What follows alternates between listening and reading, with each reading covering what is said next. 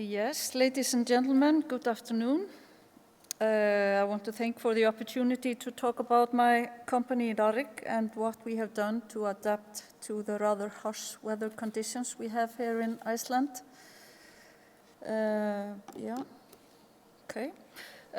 First, a little bit about the company RARIK. RARIK, or Iceland State Electricity, started operation in January 1947. Our main responsibility has been the electrification of a big part of Iceland, particularly the rural areas.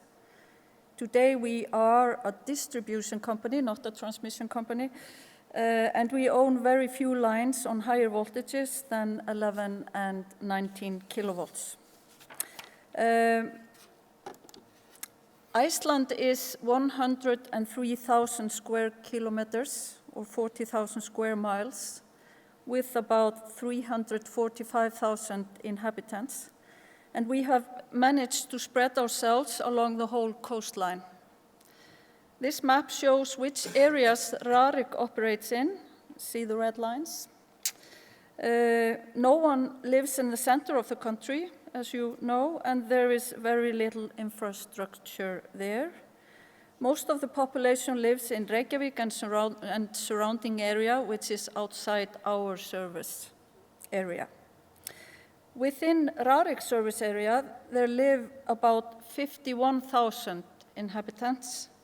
The bigger towns in the area, like Akureyri in the north and Selfoss in the south, are served by other utilities. This means that there are long distances and it can be far between users. Here are some numbers that show the size of the system. I want to point out that almost all of the low voltage system is in underground cables and has been for some time. We only have 7 kilometers of low voltage lines. I think also we can say that most of those numbers are rather high compared to many other companies, if we take into account that we have only about 42,500 delivery points. This map shows where we have offices and how many work at each place. This is not a very big company on international scale. We try to place our employees close to our customers, and we take into account the long distances and how difficult it can be to travel during winter time. So how is it going? We have a big geographical area to cover and a rather low number of customers. Our means of income are limited, so we have to plan carefully when we construct our system. This has to be closely connected to the challenges we have in the operation of our system. We also have to take into account that the transmission net we are connected to has its limitations and be prepared to tackle those. So we need a good crew of workers, we need reserve power, and we need good technical solutions. I'm going to come into a few of these things in the rest of my presentation. The main cause of interruptions and outages through the years has been the weather, no surprise there, including wind, ice, salt, snow, and also the consequences like avalanches and floods. It is important to have a good crew placed at the right places at the right time and with the competence you need to get the job done. The crew that we use to build, maintain, and fix our system is around 30% of our total workforce. The fact that our system is spread over so big part of the country and we have to place our workers where the tasks are is also a challenge. For example, to hire people with the optimal education and experience at the place we need them.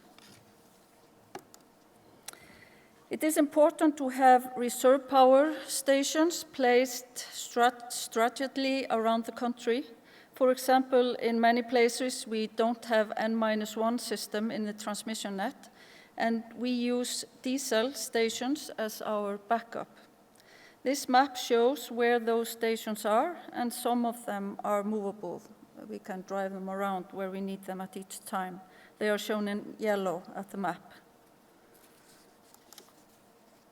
But back to our main cause for interruptions and outages and a little bit of history.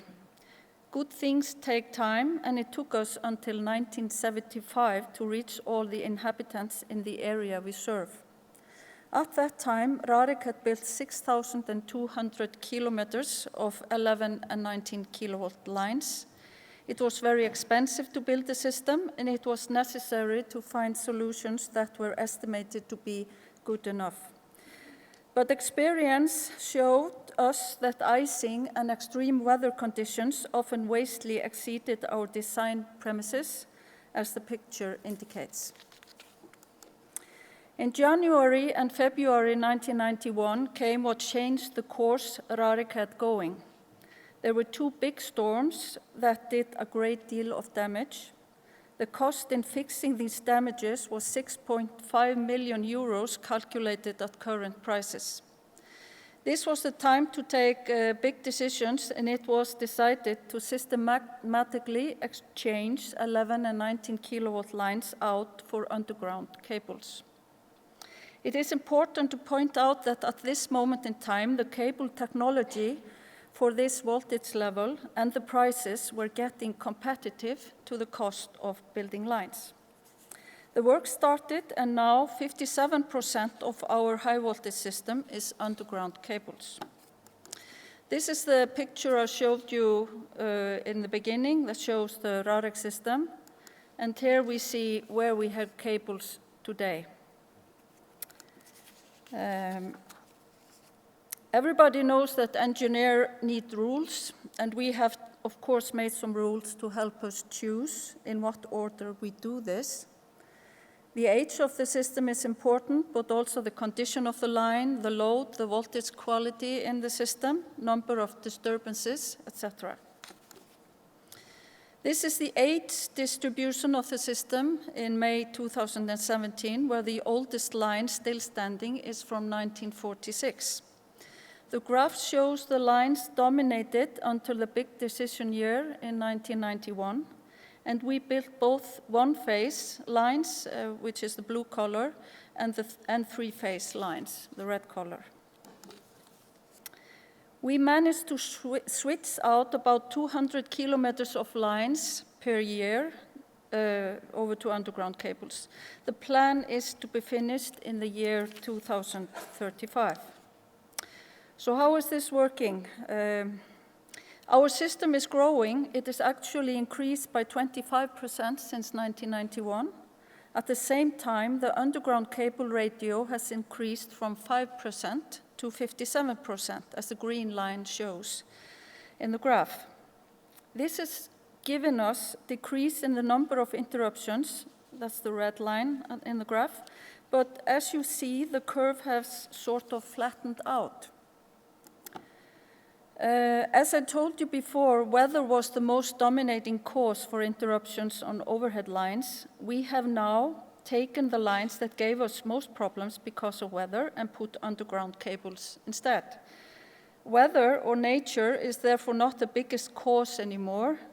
Damages are actually the biggest, mostly because of birds flying into the lines.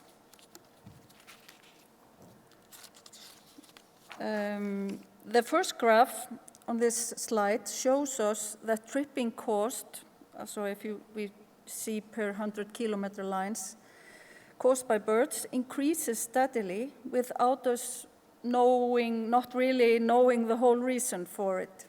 We are guessing that increased grain farming could be one of the reasons, and there are probably some others as well.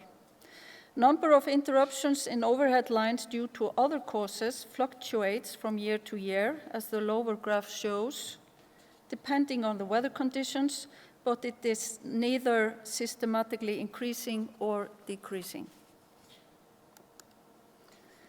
Interruptions in underground cable network are obviously not because of birds, and very few are because of nature. New cause of damage is digging, and we have some technical failures as well. I also want to point out that the series of extensive outages affecting whole areas of the country are non-existent at the moment, knock on wood. You never know when that happens. No solution is perfect, and we are lucky that both the cable technology and the equipment used to do the job has suited Icelandic conditions. We feel that we have made the correct decision in making our system more suited for Iceland's unstable conditions, and at the same time giving our customers high-quality product, both to light up the dark winter nights and to keep them warm. Thank you for your attention.